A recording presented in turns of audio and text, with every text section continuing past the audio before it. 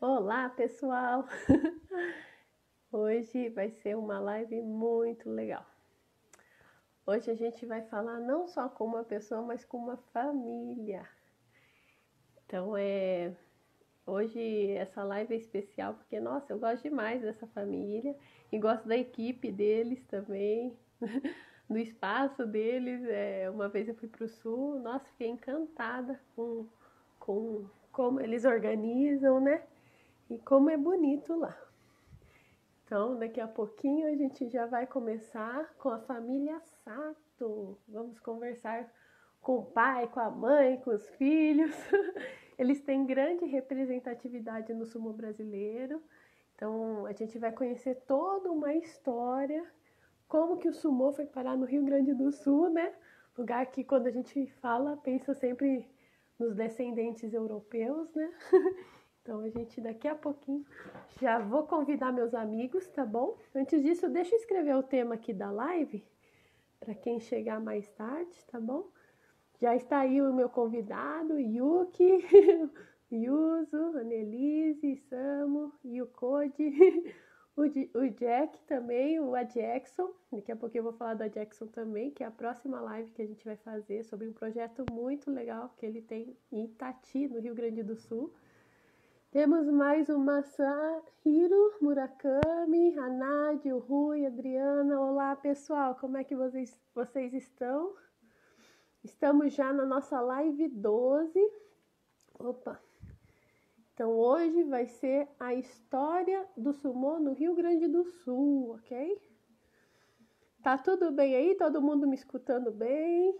Se tiver algum problema, por favor, me escrevam, tá bom? Hoje a gente vai ter uma live que é com uma família, então a gente ainda não sabe como que vai ser, porque não é só uma pessoa. Então, não sei se a gente faz uma...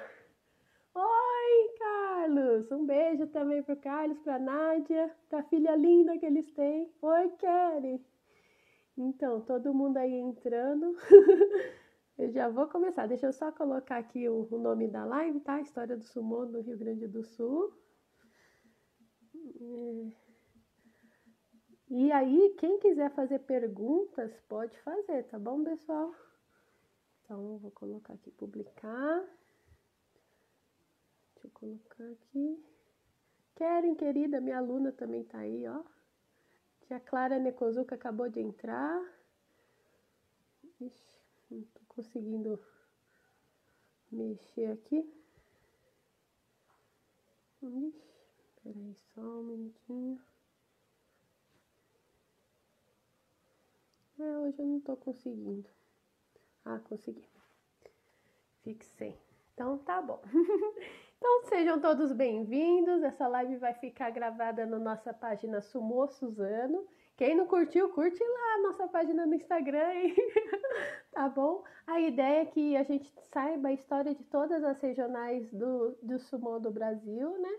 Das histórias, como que aconteceu, como que surgiu, né? Quem foram os grandes campeões daquela região, como que a equipe se mantém. Então, várias coisas legais, assim, né? Ó, Gabriel Wisman, Sumô Rio, sejam bem-vindos, Daniel. Então, eu já vou convidar aí Letícia, todo mundo entrando aí. Obrigada, pessoal. Vamos lá. O Dai Shimomura também entrou. Muito legal. Então, hoje, como eu avisei, né? A gente vai falar com uma família. Então, eu não sei bem como que vai ser a nossa organização aqui. Eu fiz perguntas para todos, né? Mas aí a gente vai vendo se tá legal assim. Se não tiver legal, alguém escreva também, tá bom? Pra gente sempre melhorar, tá bom? Aí, o Carlos entrou também. Olá, pessoal! Tudo bem com vocês? Vocês estão me escutando bem? Sim. Agora a pergunta agora a pergunta, tá escutando bem a gente? Tô bem. Tá escutando? Então tá bom. Primeiro, então, né, só deixa eu... Não falei introdução, né? Então a gente vai falar com essa família maravilhosa, família Sato, né? É uma família Obrigado. de campeões. É. O pai já foi para mundial, já foi medalhista, né? Os filhos também foram para mundiais. Fiquei sabendo que até o tio já foi, né, para mundial. Né? E daqui a pouco a gente vai saber mais dessa história. A mãe que ajuda também na organização, né? E também tem o Code. Cadê o Code? O lindão. Code, vem cá, vem. Aqui, ó. Dá oi aqui, Code. O Code Dá é o oi. prometido. Aí, oi, Oi. Annelise. Depois eu falo. Ai, ele tá muito lindo. Parabéns. Ó, bastante gente mandando beijos, abraços para vocês aí, pessoal do Rio. Obrigado, Então, e que igualmente. mais? E assim, e hoje a gente vem saber também, além da história da família de vocês, que é uma potência aí, saber um pouquinho da história do Rio Grande do Sul. Tudo bem? Do Sumô aí, como que surgiu, como que foi, como é, né? Até agora, assim. Então aí agora eu vou especificar um pouquinho, tá bom? Vou falar primeiro com o Yuso, e daí se os filhos quiserem complementar, pode complementar, e depois aí a gente vai misturando, mas eu vou direcionar mais para o Yuso, que é a parte histórica. Tá Então tá certo. bom. Yuso, conta pra gente, como que o sumô surgiu no Rio Grande do Sul? Bom, eu acho que o Rio Grande do Sul é um pouquinho diferente no início, porque ele surgiu pelos I6, né? Diferentemente pelo que a gente entende em São Paulo, que já tem outras gerações. A nossa geração, é, a imigração é bem mais recente. A imigração é em torno de 1958, 59, 60. E Uhum. aí o pessoal meio que se reuniu em comunidades. Existia, quando vinha da imigração, tinha polos que as pessoas ficavam para depois se adaptarem aos trabalhos, né? Então nós tínhamos, Sim. digamos, eu vou citar aqui a cidade para vocês, quem se lembra, né? Aqui no Rio Grande do Sul nós temos Porto Alegre e tem um bairro de Porto Uhum. Alegre que se chama Lamia. Ali teve uma colonização japonesa. Em Viamão, aí teve um bairro, né, que até hoje tem uma colônia ainda japonesa, que é Itapuã. E Voti, que Uhum. todo mundo já deve ter falado, que é a colônia mais forte aqui do Rio Grande do Sul. A região de São Leopoldo, que é da região metropolitana. Aí tem Pelotas, que é mais da região sul. Vocês devem ouvir falar bastante agora no período de Covid, por causa da Universidade de Pelotas. Né? Então, Uhum. as pessoas se reuniam na associação. Todo esse pessoal era vinculado à associação. E aí, como todos sabem, os japoneses se reúnem para fazer um dokai, para fazer festivais, para fazer softball, beisebol, e o sumô era um deles. Né? Então, na Ah, época se reuniam, nós tínhamos uma empresa do Japão que se chamava Kuraburo, e quando veio para o Brasil, como o nome é muito esquisito, se era Kurashiki. Ela mudou e ela tinha um centro esportivo. Nesse centro esportivo se hum. fazia de tudo, desde soft, um dokai, festivais. Na época também se fazia muito cinema, né? E o sumô. E o sumô era um evento assim grandioso. Tinha, Hum. vamos te dizer, acho que em torno de uns 100 famílias participando do campeonato. Né? E a gente fazia Nossa. todas as atividades e o sumô era uma atividade. E era uma atividade diferente, porque na época, quando a gente era criança e adolescente, a gente não tinha Hum. opção, tu quer fazer sumô? Não. Todo mundo fazia sumô. Então, assim, as pessoas Uhum. que são da minha idade, tem 50 anos por aí, todos já lutaram sumô. Alguma vez já lutaram sumô na vida. Né? No campeonato Uhum. estadual, no campeonato regional, né? Eles tinham região. Ah, esqueci de falar uma comunidade, a comunidade de Itapuã. E depois, Uhum. né, na terra do Eno, Nova Petrópolis, só para citar para eu não esquecer ali as comunidades que a Sim, gente faz sumô, né? Itati, né? Tati. Então, A gente voltando, vai todo falar mundo de. que tinha minha idade, de alguma forma lutaram. Sei lá, no mirim, no infantil, no juvenil. No adulto já tinha uma opção de escolha, então as famílias já não obrigavam. Mas todo mundo da minha idade lutou sumô um dia. Né? Então, Hum. nasceu assim. Então, se organizavam, as Uhum. comunidades se organizavam como era um esporte, como se diz, muito benquisto, um esporte que todo mundo gostava, admirava. As comunidades se reuniam, né? E faziam o campeonato. E depois fazia a seletiva para poder participar do Campeonato Brasileiro. Nossa. Então, se organizavam para fazer o Campeonato Brasileiro. E depois tinha as regionais. Mas as regionais eram pequenos, depois com o tempo acabou se extinguindo, né? Mas, então, era em torno disso. Até 1990 se organizavam muito forte dessa maneira.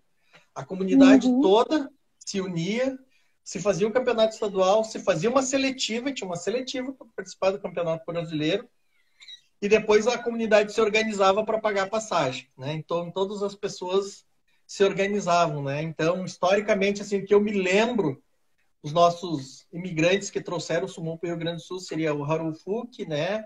Os Yamada, que ele participou, acho que até quase a sua morte, indo para o Campeonato Brasileiro. Ele era um velhinho, assim, que ia em todo o senhor Yamada, né? Então, ele ia, participava, viajava conosco, ele era um apaixonado pelo sumô. Então tinha esse pessoal. Aí depois surgiu uma geração, né? Uma geração assim que foi em torno de 1975 a 1980, chegando a quase 1990, que é a geração do Eno, né? Não sei se já ouviu falar do Takagi, da família Miyazaki, o Jair Aguiar, né? Então essa é a geração que ficou campeão brasileiro em 84. Depois, mais tarde, veio a geração do René. É uma geração mais nova, daí é uma geração que eu participei, né? Aí tem a geração do René, e o Eno permaneceu, só para deixar bem claro. Eu vi o Eno lutando, eu sou fã. Aí depois veio a minha geração, o Eno permaneceu lutando, né? Só para deixar assim. E depois a gente assumiu, assim, eu pela região de São Leopoldo, o Eno pela região de Nova Petrópolis, o Jorge Takimoto, o Bochan, que todo mundo chama de Bochan, pela região de Itati, né? Mas a comunidade continuou participando dos campeonatos e tudo mais. Aí, nesse período, assim, na geração do René, um pouquinho, o Jair era uma exceção, o Jair Aguiar, não sei se você se lembra, era uma exceção. Eu lembro do nome dele. Ter ocidentais, ou seja, na época se chamavam os gaidinhos, os brasileiros, né? Que se participavam, era uma exceção, antes era tudo descendentes. Depois da geração do Jair se abriu a porta, então abriu-se para toda a comunidade, quem quisesse participar. E dentro da geração, minha geração e entre a geração minha, tem o César Nagal também, que já deve ter ouvido falar, né? Foi campeão brasileiro, né? E tudo mais.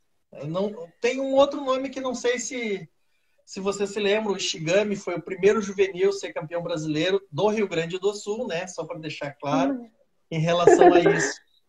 E aí surgiu a nossa geração, né? A nossa geração, assim, a minha geração e do René, a gente teve uma disputa bonita com a equipe de Paulista, né? Todos sabem, assim, fora o Campeonato Gaúcho, nós tivemos uma participação no tempo que a equipe era 7 pessoas, não sei se tu te lembra.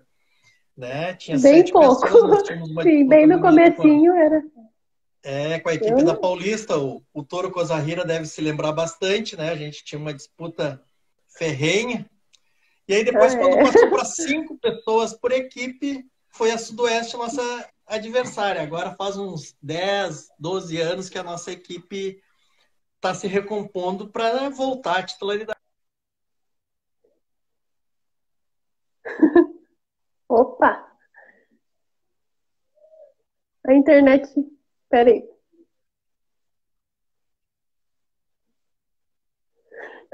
Peraí só um pouquinho. Eu acho que a internet deu uma travada agora. Peraí. Pessoal, vocês estão conseguindo...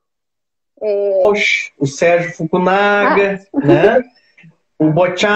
Então tem toda essa gama de pessoas que fazem um movimento muito grande para manter o sumô forte, né? Então, é dessa maneira, assim, que é a história do Rio Grande do Sul. Agora, não sei se eu me lembro de tudo, mas eu ficaria para as perguntas, né? Sim, tipo, como a gente arrecada o legal. recurso, né? A gente trabalha em todas as comunidades. A gente procura fazer venda de rifa, camiseta, fazer promoções. Minha Aí a Anne. camiseta. Rio Grande do Sul. Né, apoios e tudo mais. Então. E treino. E treino, a gente tinha umas 3 comunidades que a gente treinava. Hoje a gente está apoiando muito pelo Enkyo, né?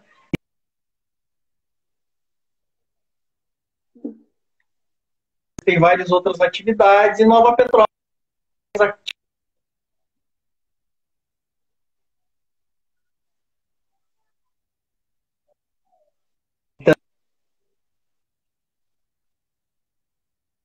Uhum.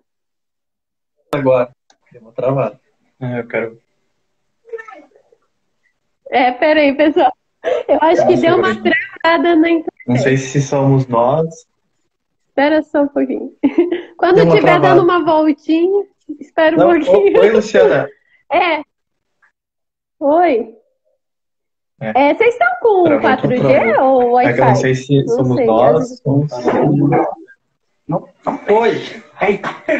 Oi, deu uma travada. Então, deu uma travada. Até algumas coisas deu para entender, né? Alguns campeões que você falou, e daí você está falando onde tem treinos, né? E que agora vocês estavam, como eram as campanhas, né? Mas calma aí, vamos devagar. Então tá. Então, agora você falou quem foram os principais professores e responsáveis pelo fortalecimento do esporte no Sul. Você contou já alguns, né?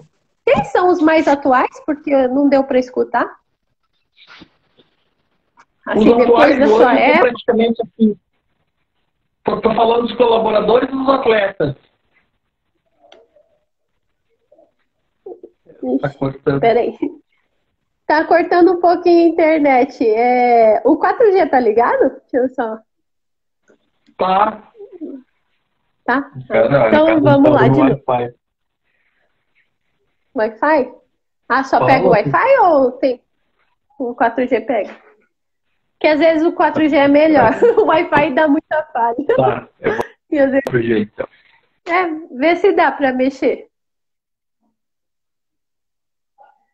Vamos ver. Pessoal, se vocês tiverem com alguma dificuldade de entender, escrevam aqui para mim, tá bom? Porque para mim tá travando. Agora sim.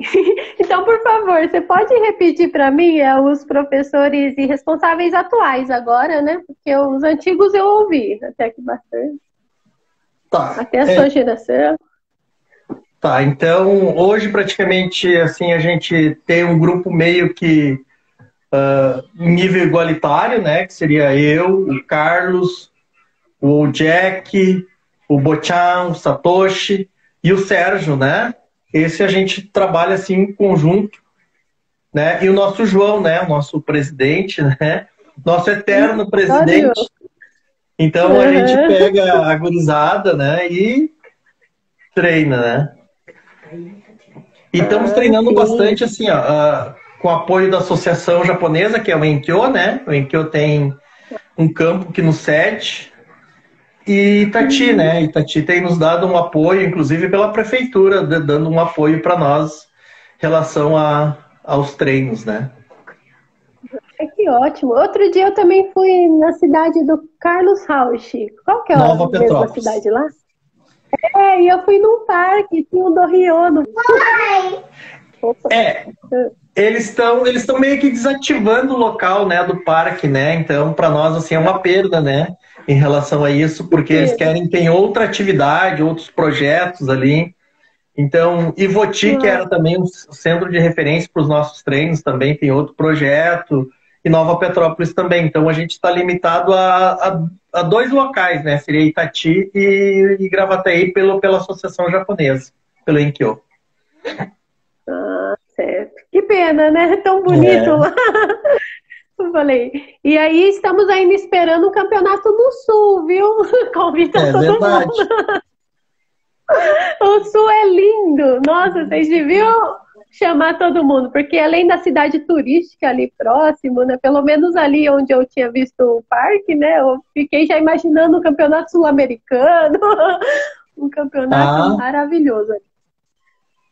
A Nádia até escreveu, o Parque Aldeia foi privatizado. Ah, que pena, né? Mas ainda o Sul é lindo assim mesmo, né? Tem vários lugares. Então, outra pergunta, então, assim,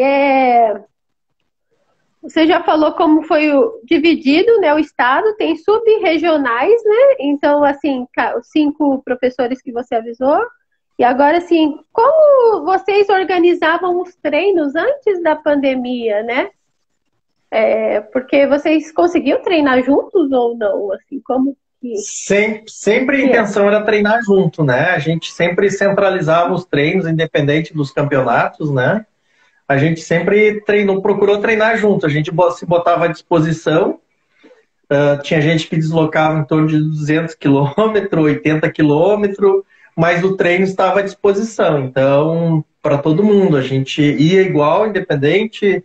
Se fosse, digamos, treino de 2, de 3, de 4, né? E quantos quisessem participar do treino. Sempre tivemos essa integração entre nós, assim.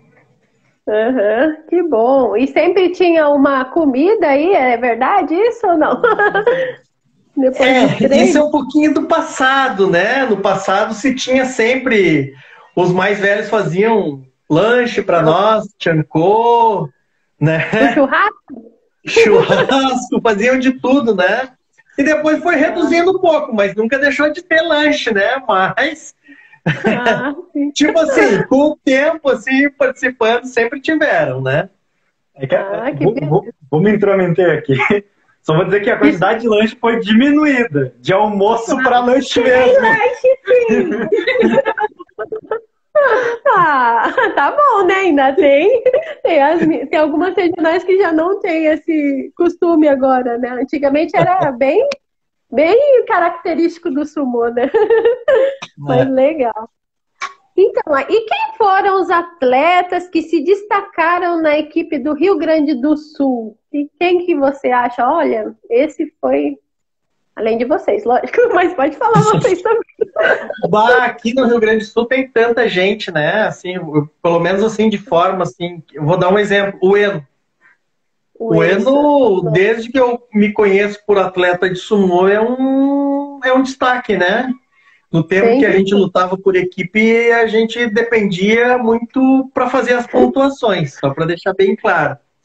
E depois que quando surgiu as categorias, porque antigamente era só por categoria absoluta, né? Se ia uma equipe absoluta e se participava no Mundial por uma equipe absoluta, né? Depois foi criando-se a categoria por peso. Então o Eno participou de 2 mundiais, eu acho que ele medalhou as 2. Nossa. Nós temos o René Crespo, que foi o primeiro brasileiro a ficar campeão mundial, ou nas eras do absoluto, né? Porque ele participou só no período que não tinha as divisões, então ele ficou campeão mundial, foi acho que o primeiro ocidental ou a primeira pessoa fora do Japão a ser campeão mundial. Nossa. Aí nós temos o Jair Aguiar, que foi campeão brasileiro em 2 oportunidades, ele teve acho que 2 participações em mundiais. Posteriormente veio o Carlos Rauch, né? Antes disso, só para dizer assim, teve o meu irmão, né? Que em 95 também medalhou no Mundial na categoria leve. Aí depois eu fui, daí veio a geração do Carlos. Depois da minha veio a geração do Carlos, né? A geração do Carlos. Aí passou-se um bom tempo, tivemos uma fase, digamos,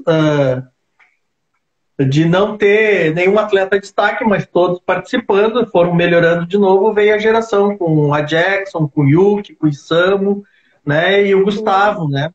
Então, então tivemos uma boa geração de atletas assim que poderia se destacar, de repente falar mais do René. Nós temos o César Nagal, que foi na época também, foi um atleta, pena que ele foi para o Japão, naquele período, né, foi trabalhar no Japão, hoje ele está até, mas foi um atleta de destaque nosso do Rio Grande do Sul também, né? Então, são esses atletas, e desculpa se eu me esqueci de alguém, mas esses são os que tive. Não, que bom. O que mais? E agora eu queria saber um pouquinho como que é a sua vida de atleta e quais são seus títulos e como Mas é você costumou? Pode Com quantos repetir? anos? Pode repetir? Ah, posso. Então, agora, tá dando para pegar? Peraí, deixa eu arrumar. Pronto? Então, assim, eu queria saber da vida de atleta do Yuzo, né? Que ele é até hoje atleta, né? Pratica e tá cada vez melhor, eu tô vendo, hein? E eu queria saber, assim, com quantos anos você começou? Como que... Você foi pela sua família? Ou foi... Como que você entrou no sumô? Foi pela comunidade, mas seu pai e sua mãe, como que era? Seu irmão entrou também? Eu queria que você contasse a sua vida de atleta. Então eu vou começar daquele início que eu fiz, né? A gente, quando tinha uns 6, 7 anos, o pai dizia assim, ó, nós vamos te levar para um treino. Chegava lá, era o treino de sumô. Vai todo mundo lutar sumô. E aí a gente foi pegando gosto, inicialmente, assim, meio contrariado, né? E depois a gente foi pegando gosto. Lá por 12, 13 anos, a gente já almejava a seleção gaúcha para poder disputar o brasileiro, né?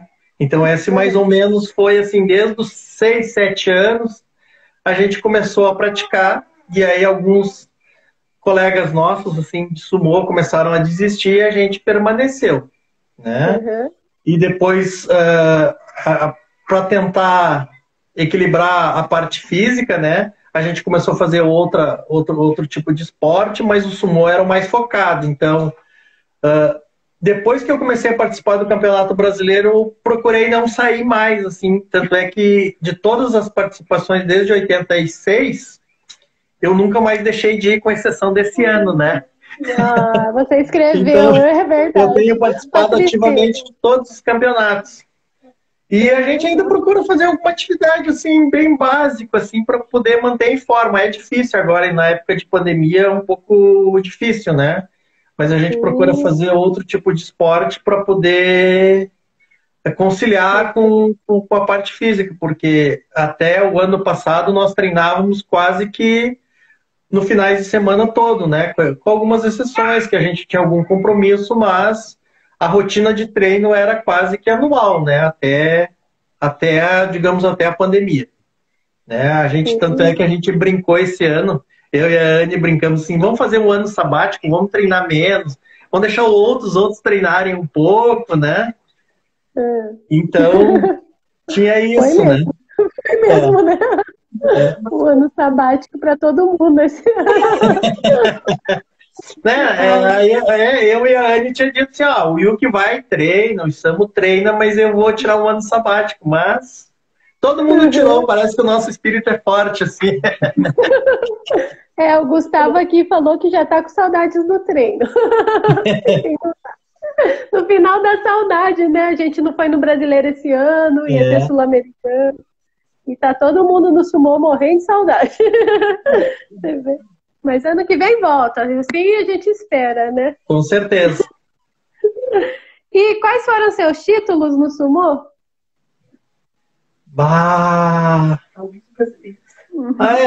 Não. Título. Eu não me lembro, assim, muito, assim. Tem um brasileiro. Por equipe, acho que nós temos... Eu participei de uns 12 títulos por equipe. Nossa. Bastante tempo, né? Bom, ia fechar 30 anos consecutivos esse ano, tá?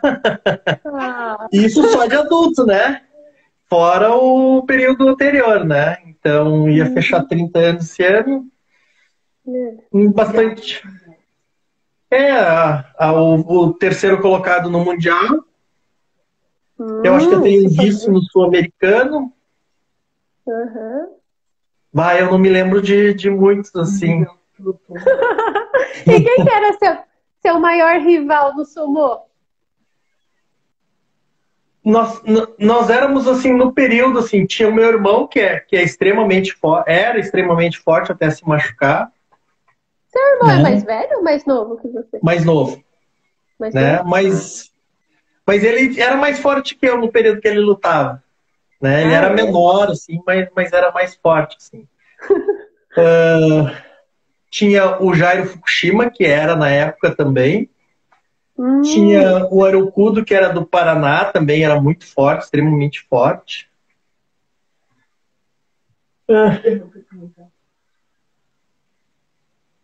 O Eno, né, que também fazia seletiva com a gente, né? Né? Que vai passando a fase, assim, a gente vai esquecendo dos nomes, né? Não, tranquilo. Você lutou na categoria leve, né? Isso, na categoria leve. Agora eu sou médio por uma falta de opção, né? Não, vai. Legal. Não. Então é isso. Parabéns pela trajetória aí, muito inspiradora. Queria falar. E aí, os treinos com os filhos? O que você achou dessa nova experiência de pai técnico, atleta? Eu acho que você melhorou muito. Falaram aqui, o Takakura também foi seu adversário. É verdade, o Takakura. O Takakura tem 2-1 para ele, né?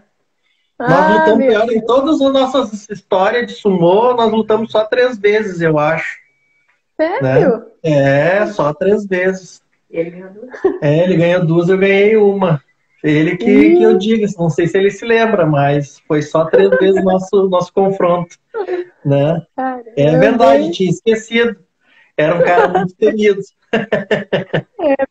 Era muito forte mesmo. É verdade. Então, mas e aí, como que agora com seus filhos? Como que você treina eles? O que você passa assim? É uma relação meio difícil, né? Pela proximidade que nós temos, né? Eu procuro passar tudo que eu tenho, que eu conheço, que eu sei. Eles têm a liberdade de questionar, então isso é uma dificuldade que a gente tem, né?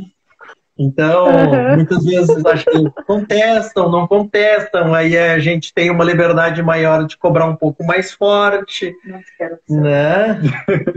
No início foi também meio que colocado assim, de forma meio obrigatória, como prática. Eu disse, vocês podem praticar qualquer outro esporte, mas o sumô vocês não vão deixar de fazer, né? Então, o Yuki participa desde os 3 anos e Samu dos 4, né? Nossa, mas, eu vou até contar um fato aqui, que o Isamu no campeonato, acho que tinha 4 anos, um gurizinho jogou ele bem longe, e ele chorava, e eu disse, não, filho, foi sem querer, e o Isamu dizia, foi por querer, sim, pai, foi por querer. Ele não tinha noção que era um sumô, né, que ele botou uma washi e tinha que empurrar o outro adversário para fora, então ele não tinha essa noção e o outro pela mesma idade, mas tinha, que é o Mako, filho do Satoshi Shimomura, né? Então, eles se confrontam desde pequeno, né? Não, sempre o Isamu que eu vejo, nossa, umas lutas muito doidas, mano.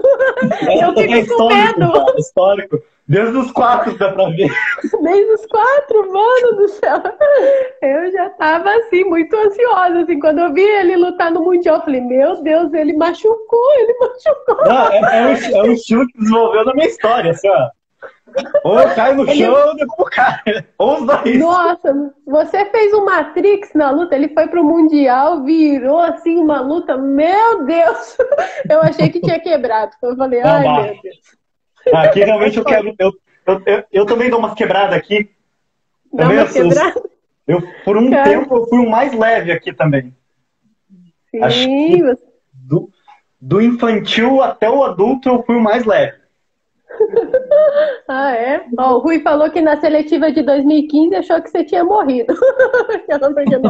Teve uma que você bateu no meu pescoço. Quem sabe eu não morri por um segundo. Meu Deus. É uma luta muito doida. Então vamos lá. E agora eu vou falar então um pouquinho com os meninos e depois eu vou chamar a Nelise, pode ser? Pode ser. Pode. Então vou aproveitar os meninos aí, o Yuki e o Isamu. Se apresenta aí quem é quem, né, pro pessoal. Eu sou o Yuki, o de cabelo verde. E eu sou mais novo. Que eu tava de cabelo roxo, mas daí já saiu a tinta. E ele é mais velho. Bem moderno. Apesar de ser mais baixo. Sim. Então, eu queria que vocês contassem pra gente, né? Bem, pelo que eu entendi, foi imposição dos pais no início, mas Foi. hoje, assim, como que vocês veem o sumô, né? Vocês gostam ou ainda é imposição do pai?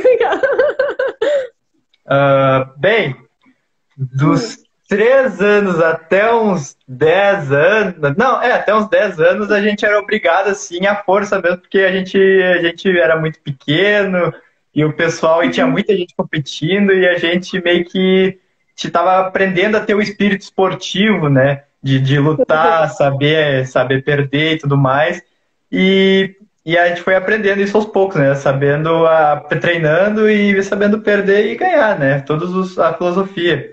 E depois, com o tempo, a gente foi criando uma base de amigos ali no sumô, sabe? Porque a gente via aí depois de um tempo que não era só uma luta ali, também uma família que a gente vai criando ali, criando laços. Tanto que eu com 9 e ele com 10 anos, a gente começou a participar dos brasileiros, assim.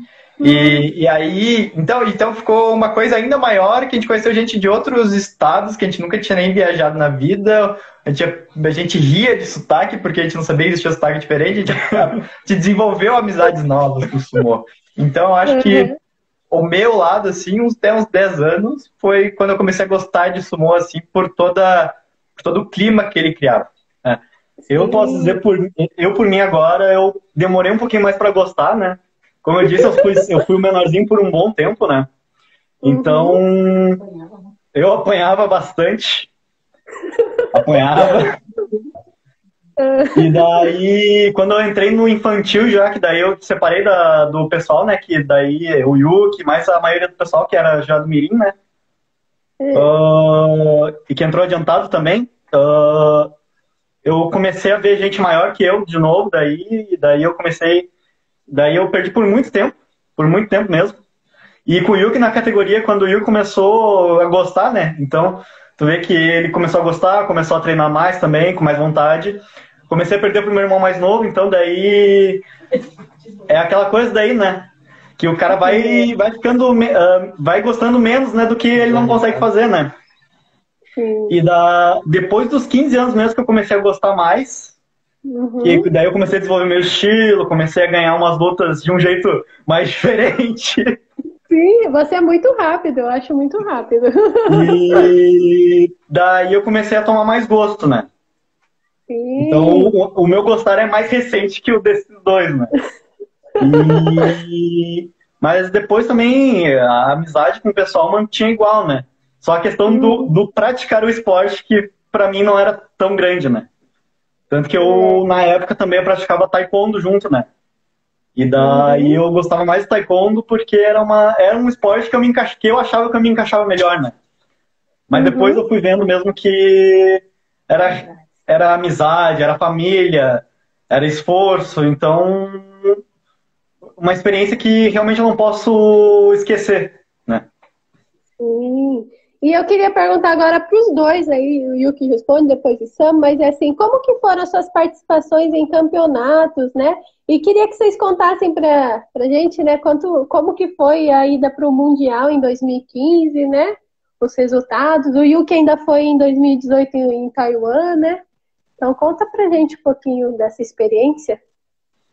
Nas participações de campeonatos, então voltando um pouco, a gente começou a participar ali por 2009, né? 2009, que na verdade foi um campeonato em Suzano ainda, que a gente ficou num retiro, no SESI. Foi, eu acho que foi o melhor campeonato que eu já participei, porque tinha até sala de jogos. Eu era uma criança, tinha sala de jogos pra jogar, sabe? Isso foi um dos motivos de eu gostar de sumo, porque eu falei, se vai ser todo ano aqui, eu vou vir jogar, né? E aí, mas tirando agora um pouco da brincadeira, desde 2009 a gente participou de forma consecutiva e a gente, acho que o primeiro título que a gente teve foi em 2011 numa categoria por equipe no Mirim, que a gente estava com um time bem forte, fechado, e nós ganhamos, né? Essa acho que foi o primeiro título que a gente teve e começou realmente a gostar de verdade. A equipe era eu, o Isamu, Makoto Shimomura, o Pedro e o Ken. E aí sim, acho que Momura. a partir disso a gente começou a gostar mesmo de sumô, que daí a gente viu que era legal ficar num pódio, né? Teve os Crespos também numa época. E E o que aí ganhou bastante também, né?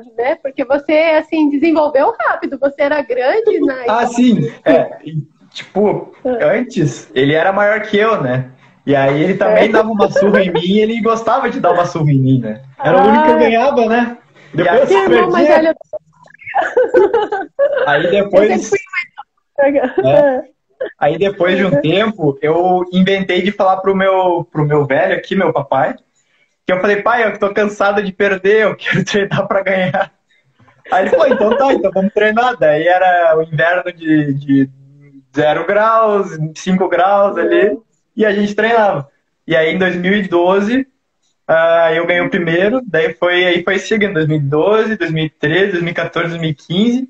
Aí em 2016 eu perdi o campeonato, fiquei em terceiro, que eu perdi pro João Vilauba, e o campeão foi o Gabriel Bonardi, do Sumo Norte. Aí em 17 eu ganhei, e aí 18 eu tava segurando um pouco, mas perdi também. Que daí foi a participação mundial, que daí a gente ficou com aquela janela, né? O Campeonato Brasileiro foi numa semana e depois já era o Mundial, né? E aí eu ainda tenho problema no joelho e no ombro. E aí começou isso em 2014. Então por ter meu pai, assim, ele sempre me ensinou, se tu tem então o ombro machucado, então tu não vai lutar mais assim, tu vai lutar de um jeito que vai proteger teu ombro. E isso foi por uma vida inteira. E aí, com ele, com o Isama, a gente ganhou 2 campeonatos por equipe, né? Esse de 2011 e 2014, que foi o último ano infantil. E aí depois conseguimos o segundo colocado em 2013, que foi foi em 2013, não, 2012. Conseguimos o segundo colocado em 2012 por equipe. E um título juvenil.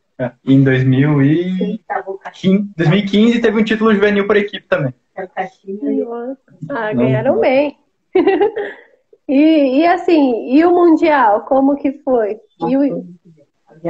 Olha, tipo, na verdade, o assunto do Mundial era que eu tinha 15 e aí o Samu tinha 16. E aí o pai conversou com a gente, vocês querem ter uma experiência de como é que é uma seletiva, como funciona, assim, todo esquema, vocês vão ver daí o pessoal lutando mais sério, não sei o que. Não, vamos lá porque eu gosto de ir para São Paulo e vai ser legal voltar a falar com o pessoal. E aí, no meu caso, explicando o meu caso, né, eu fui lá para me divertir e tudo mais. E quando eu comecei a ganhar. Aí eu comecei a ganhar de 1, ganhei de 2, ganhei de 3, e o pai falou para mim, Yuki, se tu ganhar mais 2, tu é selecionado, tu vai ser candidato. Eu falei, vamos tentar, né? aí aconteceu que eu perdi. E aí meu pai, né, falou ali, tu vai ter que torcer agora pro Matheus, que era um atleta de São Paulo Sudeste, não vou me lembrar agora, e ele ganhou do cara que eu perdi. Então aconteceu uma triangulação. E aí meu pai olhou assim, cara, tu ganhou um sinal de Deus para conseguir a classificação. Agora tu não pode perder. Eu falei, não, tá bom. E o pai foi lá e falou, tu viu que tu entrou assim assado, houve ali o esquema tático. E aí ele foi lá e eu consegui ganhar dos 2 e consegui ir pra seletiva mundial. E, foi muito tipo, no momento, assim, foi uma adrenalina, porque eu pensei muito assim, pai, o que eu vou fazer com os caras depois? Os caras vão ter 17, 18 anos. Eu com meus 15 aqui, eu falei, agora treinar, né? Treinar. Verdade, você foi bem novinho a primeira vez, né? Foi muito legal. Sim. E o Isama, que conta seletiva? Pois é, o meu caso não foi muito diferente também. Apesar de o Yuki foi 2 anos adiantado no primeiro Mundial e eu fui 1 ano adiantado, né? Mas o meu foi mais como o Yuki disse também, a sorte do destino, né? Porque eu não me classifiquei no leve e eu acho que o pai não quis que eu lutasse no absoluto também. Não, se fosse no absoluto já que perdeu no leve. Porque se eu apanhei num, eu vou apanhar no outro. Essa era a conclusão. E eu até ganhei uma luta mesmo, ganhei uma das minhas maneiras loucas, né? Eu não lembro com quem eu lutei agora, porque eu acho que ele até parou no ano seguinte. Lutou com o Guri da Norte. E daí ele tentou aplicar um golpe de perna em mim, só que eu era muito mais flexível que ele e minha perna foi e eu continuei no chão. E daí ele caiu e eu não. Mas daí eu perdi as outras e daí acabou que eu não me classifiquei, né? E daí eu indo também só por diversão, né? Só por experiência, como o pai disse.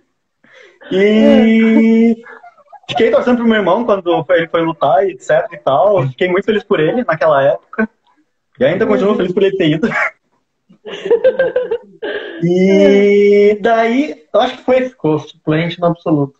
Acho que não lembro quando tu me disse, pai. Mas daí disseram assim, tu quer ir lutar no absoluto? E eu, por que não? E o absoluto é sem limite, sem divisão de peso. Sem limite, sem divisão de peso. E eu com 60 quilos. E, na verdade, também, uma motivação muito grande é porque o nosso pai lutou no ano que era 2015, o Mundial era no Japão. E não é todo ano que tu vai lutar no mesmo lugar onde teu pai lutou, onde provavelmente teu avô também morou, da terra onde tudo começou, né? Então, sempre quando acho que escutava isso, as histórias de todo mundo, do Renê, do pai, do Carlos, dizendo as histórias do Mundial, acho que dá uma vontade de criar também essas histórias. E foi muito divertido. Sim, e ainda mais conhecer o Japão, né? Que foi um ano, nossa, espetacular. Sim. E pra até... mim foi um ano bem louco. Não, o mais legal ainda, vocês ainda não contaram, que foi o Mundial, o resultado, né? Até contar que o Akatian, né, o Kuroda-san tá na live, ele tá escrevendo aqui, vocês pegaram o segundo, no quarto, altas histórias, hein? Conta aí, então, como que foi pra vocês terem pegado o segundo lugar no Mundial? Conta aí. Cara, acho que tipo, foi a melhor sensação da vida até hoje, assim, sabe? Porque a equipe era quem? A equipe era o Vitão, como capitão. Eu não lembro se eu era o primeiro ou o segundo. Não, eu acho que eu era... Foi o segundo. Eu acho que eu era o segundo. O Manuel era o primeiro. E aí a gente sempre tava assim, ó. Aí era as equipes, né? E o Vitão sempre garantia dele. E quem ganhava, a gente revezava entre eu e o Manuel quem ganhava uma. O Manuel ganhava uma, eu ganhava uma, não sei o que, ganhava uma.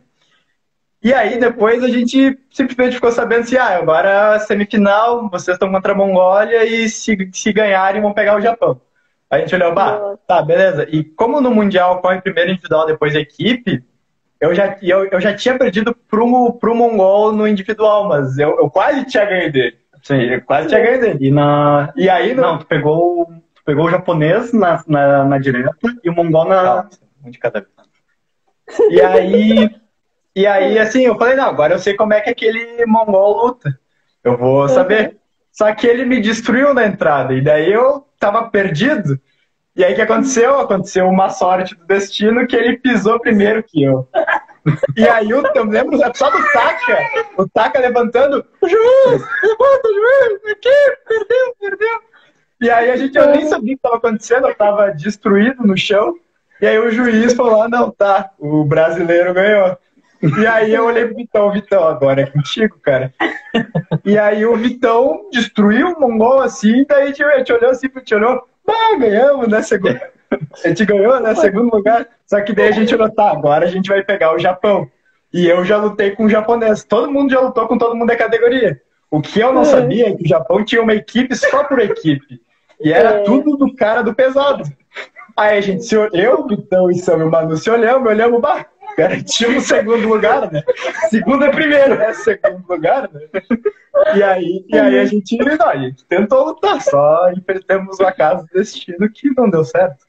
Nossa, eu sei que eu tava olhando essa luta bem de frente, assim, e daí a sua luta, do nada, você começou a se mexer e o que foi levando o mongol foi muito legal, foi emocionante mesmo. Quando vocês ganharam, depois o Vitão ganhou, a gente o Vitão, já era uma certeza de medalha, e tipo, o Japão era difícil mesmo, né? Japão, porque No Japão eles mandam equipe para equipe para individual, e aí é mais complicado.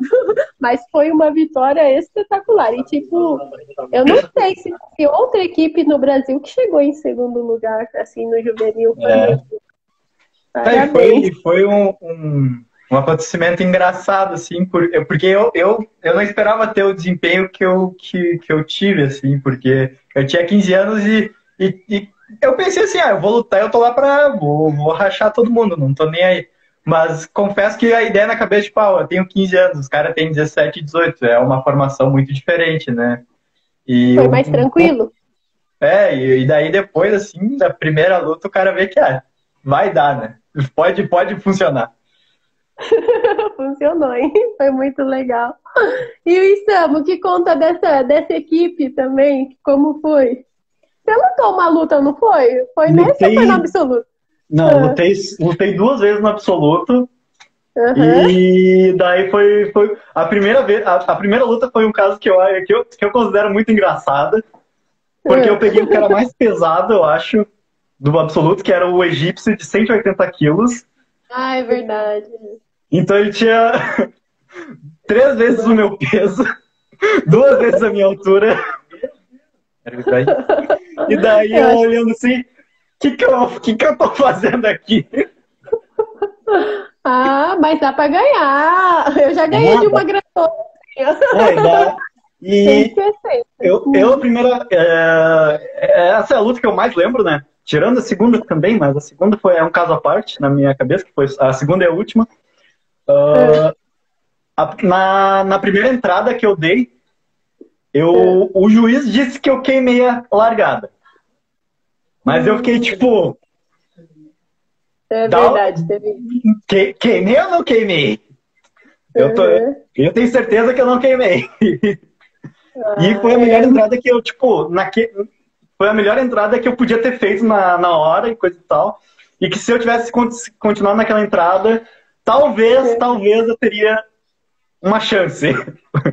Verdade. E quando o juiz disse que eu queimei, daí eu fiquei muito chateado mesmo, né? Mas fui tentar de novo, só que daí aconteceu o famoso Matrix. O Matrix, nossa, essa luta foi muito louca. Eu achei que você tinha machucado, nossa, todo mundo ficou preocupado. Mas foi a segunda luta que eu me machuquei um pouco, que daí, como eu perdi pro Ibrahim, né, que é o egípcio, ele se classificou, foi lutando, foi se classificando, então como eu perdi pra ele, eu pude ir pra repescagem, né? Sim. Então na repescagem eu peguei o húngaro, só que o húngaro tinha 150 quilos, só que de massa muscular. E eu tomei o primeiro tepô na vida na cara. E aquele foi o suficiente pra... Eu realmente, espreteou tudo, e eu realmente fui a nocaute naquela hora, assim, tanto que depois até eu não consegui me levantar direito, né? Depois da luta. Foi essa luta, então, que eu achei que você tinha machucado muito, nossa. Ó, o Akatian disse que você não queimou, tá? Pra você ficar tranquilo. Mas agora tem que volta, né? Mas tudo bem, vão ter outros mundiais pela frente. E o que vocês acharam mais difícil? Deixa eu falar uma coisinha aqui que eu fiquei sabendo depois, né? Uma coisa que aconteceu com vocês que eu achei muito legal, que vocês têm que contar pra gente. Como que foi a repercussão quando vocês voltaram pra cidade, na escola? Falaram que tinha um carro de corpo de bombeiros aí, vocês passearam. Como que foi isso? Eu nunca tive isso. É que... na verdade, a gente fez muita campanha no ano de 2015 porque, né, a gente é irmão e daí, claro, a gente teve que fazer vários eventos de arrecadação e a gente trabalhou principalmente nas nossas cidades principais, que no caso a gente morava em Esteio. E aí a gente pediu ajuda para nossa escola, a gente pediu ajuda para a prefeitura, pediu ajuda para todos os lugares possíveis, a gente pediu ajuda. E aí todo mundo meio que ficou sabendo da nossa história em Esteio, assim, ficou, os guris do sumô, os guris do sumô. A gente era conhecido como os guris do sumô. Assim. Uma das coisas também que o pessoal pode ajudar também na repercussão, né? Foi que a gente vendeu muita coisa no meio nas comunidades, né? Tinha uns brechó também, a gente tinha uma bancada também no centro da cidade, né? Onde a gente vendia copo, vendia camisa, então a gente ficava à vista de todo mundo para mostrar que a gente estava lá por um objetivo, né? Sim. E aí, assim, vocês eram adolescentes, novinhos, né? E era tranquilo? E na escola, assim, o pessoal achava legal ou ficava falando bastante coisa, assim, desagradável? Como que era, os seus amigos? Tem duas histórias muito diferentes, né? Porque a dele ele vai contar, foi muito difícil e para mim foi mais fácil.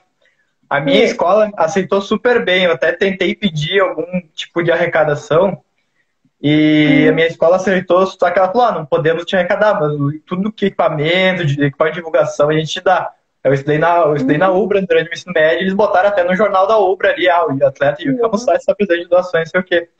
E eu tive muito professor também que me apoiou, assim, que na verdade teve professores meus que deram R$ 500, sim, para me ajudar. Falou, olha, eu quero porque isso é uma chance do teu futuro e toma minha doação aí. Que legal. Sente daí o calor da escola que te adicionou, assim, né, no coração e tudo mais. E todo mundo achou muito legal, assim. Eu era muito tímido com os 15 anos. E aí os meus próprios colegas disseram, Yuki, eu te ajudo, não sei o quê. Daí todo mundo pegou, assim, quando nem era eu vendendo rifa, eram os meus amigos, assim, que pegavam e diziam, o Yuki aqui vai participar do Mundial, não sei o quê, não sei o quê. Nossa. E foi assim, foi um total abraço da minha escola, né? Foi sensacional. E pro Sam, o que aconteceu?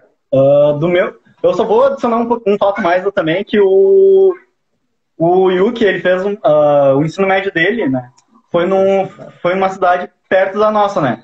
E daí vários colegas do ensino fundamental também foram para lá, o que ajudou bastante Então, por ele já ter pessoas que conhecia, coisa e tal, também foi mais fácil, né? A divulgação dele. Já quando fui para o ensino médio, né? Eu fui para um colégio que era bem mais longe da cidade, então eu me deslocava toda vez de manhã para ir para o colégio de van, né? E daí eu basicamente conheci as pessoas que eu conheci eram os professores e meus colegas. Daí quem mais de fora, daí eu não conversava muito, né? E eu realmente tinha um círculo de amizades um pouco pequeno no início, né, no ensino médio, porque eu também era tímido, né? Porque era um ambiente que eu não conhecia, pessoal que eu não conhecia, tanto que eu tenho o histórico de todo primeiro dia eu tenho vomito na escola. Por nervosismo, por ansiedade, assim se vai. Sim, sim. E daí o apoio do município foi muito importante pra gente, né? Mas agora contando da parte do colégio, né? Eu vendi coisas no colégio, não vou dizer que teve gente que não, muita gente comprou. Só que daí eu tive o problema que eu tive foi mais no pós-campeonato, né? Porque apesar de as pessoas saberem que eu fazia o esporte, que eu praticava sério e assim se ia, alguns professores eu acabei tendo algumas dificuldades, digamos assim, de conversa, etc e tal. Não porque eu era um mau aluno, nem porque qualquer outra coisa, né? Mas porque as coisas eram feitas de uma maneira diferente, né? E eu perdi muitas provas, perdi conteúdo. E apesar de ter ganhado o segundo lugar no campeonato, foi a primeira vez que eu rodei de ano, né? Que pena. Mas não me arrependo nem nada, né? Mantive diversas amizades, etc e tal. O pessoal que era amigo mesmo me apoiou e assim se ia, né? Sim. Foi um momento único, eu queria registrar aqui também, né? Apesar das escolas, somando-se ao apoio da escola, a comunidade se uniu muito aqui, né? Primeiro, assim, a equipe do Sumô se uniu forte, né? Para fazer várias campanhas. E depois nós tivemos aqui nós pertencemos à comunidade de São Leopoldo. A comunidade de São Leopoldo se uniu forte, fez várias atividades em prol dos dois para poderem viajar. Aí o Enkyo também, nossa comunidade japonesa, né, abriu vários espaços e esses espaços estão abertos até hoje para o sumô, graças a esse período, né? Então nós participamos do campeonato, do Festival do Japão, Festival do Karaokê. Yuso, né? só um minuto. A gente tá em 12 minutos, a live vai cair. Pessoal, quem tá assistindo, entra de novo, tá bom? A gente vai fazer a parte 2, pode ser? Vai acabar.